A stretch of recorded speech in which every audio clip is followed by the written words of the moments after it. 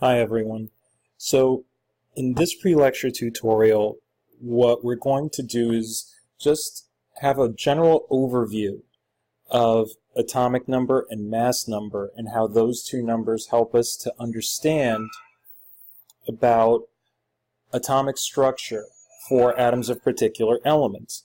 So right here, I have a diagram that should help us to understand exactly how these two concepts work. When we are referring to the atomic number of an element, we're talking about the number of protons. Now, as it turns out, this is a very important characteristic because it's the atomic number that identifies the element. Okay, so all atoms of an element will have the same number of protons within its nucleus. Now, when we're referring to the mass number is the sum of the number of neutrons in the nucleus and the number of protons in the nucleus. So, if we add the number of neutrons plus the number of protons, that's going to give us the mass number. Okay, and to help illustrate this, I've put together the following figure so that we can discuss it in greater detail. So basically the way this figure works is that the protons are actually shown to us here in green. So the protons are in green, and the neutrons are actually shown to us in that orange color. So the neutrons are in orange. Okay, now notice that even though the number of neutrons varies within each of the nuclei of these atoms, notice that we still refer to them as carbon atoms. Okay, so notice that the reason for that is the number of protons remains the same within each of these atoms. What's different, though, is the number of neutrons, and because, again, the mass number is the number of neutrons and protons added together, then also the mass number is different for each of these atoms. So each of these numbers, after the hyphen, for each of these atom names, these are the mass numbers for each of these atoms, and notice that the mass numbers can differ, but because the number of protons within each nucleus is the same, then we still consider each of these atoms to be carbon atoms. Now, as it turns out, if we're given enough information about an atom, so whether it's the mass number and the atomic number, or if we're given, say, information about the number of say, electrons, okay, within an atom, and a combination of the mass number and other pieces of information, we should be able to have a pretty good idea of what subatomic particles make up an atom. And the reason for that is the following. Notice that even though we mentioned the neutrons and the protons, or we have mentioned those two subatomic particles so far in this conversation, the one thing that we haven't mentioned is the electrons. How are we going to know the number of electrons? Well, if you recall, atoms are electrically neutral. Okay, what that means is that they have no charge. They're neither positively charged or negatively charged. They have zero charge. And so if that's true, the only way that can happen is if the number of protons exactly equals the number of electrons. So that means if I'm given the atomic number of an element, that will tell me the number of protons, like I mentioned before, but since the number of protons and the number of electrons have to be the same as each other if we're talking about electrically neutral atoms, then I will also know the number of electrons if I know the atomic number.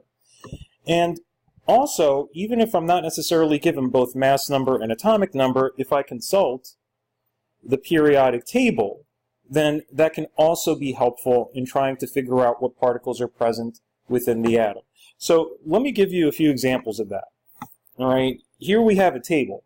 All right, notice that the first row of the table has already been filled in for us. And so let's actually look at this row in a little bit more detail and see if we can follow the reasoning so that we can actually work the second and the third row together in this tutorial. Notice that we're given an element name, boron. Okay, so if I look up boron in the periodic table, okay, that's right here, notice that boron's atomic number is 5. Usually in the periodic table, the atomic number is actually given right above the symbol.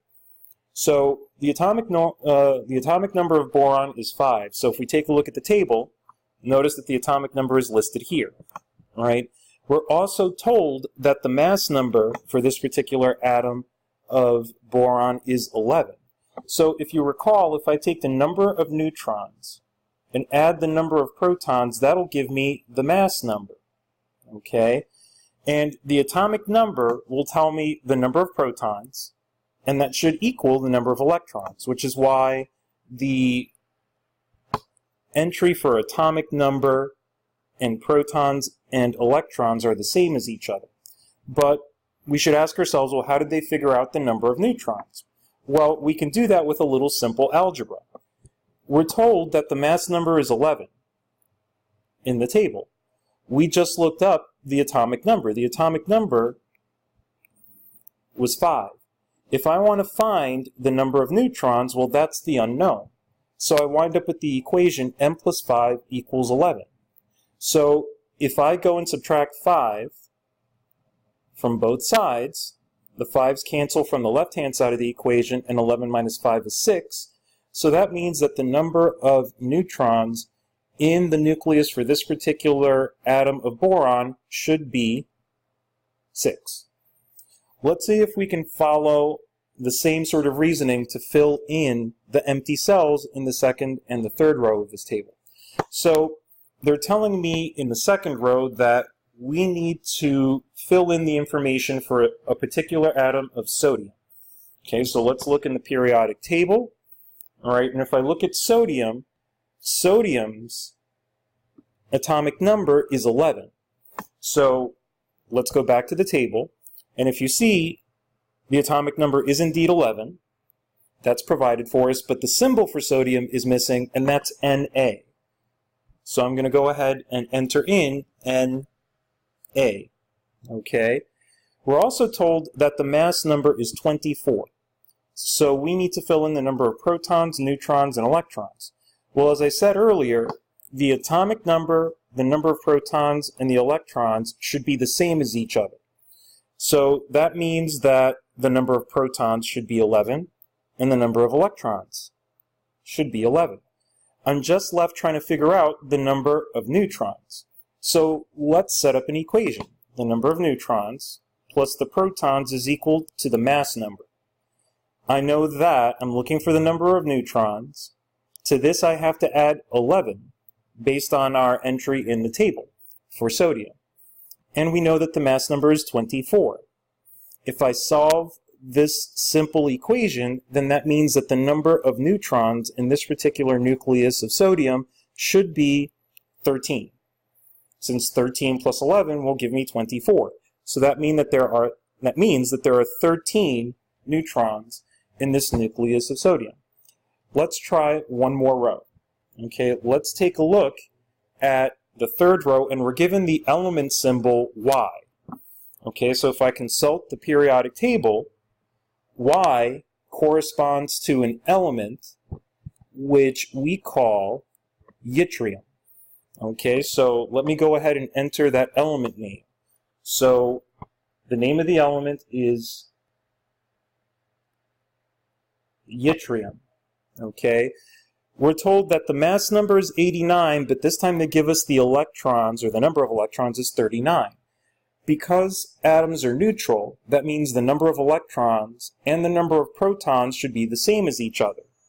So that means that there should be 39 protons to match the 39 electrons. if you recall, the definition of the atomic number is the number of protons. So that means the atomic number is also 39. What about the number of neutrons? Let's set up another equation. So again, neutrons plus protons, that should equal my mass number. So I don't know my number of neutrons yet, but to this I have to add 39, which is my number of protons, and my mass number was 89. So if I go ahead and solve this simple equation, then that means that my mass number should be 89 minus 39. My number of neutrons should be 50. So the number of neutrons should be 50. Okay, so to help you sort of get a little practice with this, as a follow-up assignment, I've actually assigned the next 3 rows in the table on Mastering Chemistry. So try to figure out the empty cells that are missing in those 3 rows of this table. We'll then reinforce this concept tomorrow. We'll discuss it further. Again, if there are any questions, then by all means, shoot me an email or speak to me in class. Have a good night. See you tomorrow.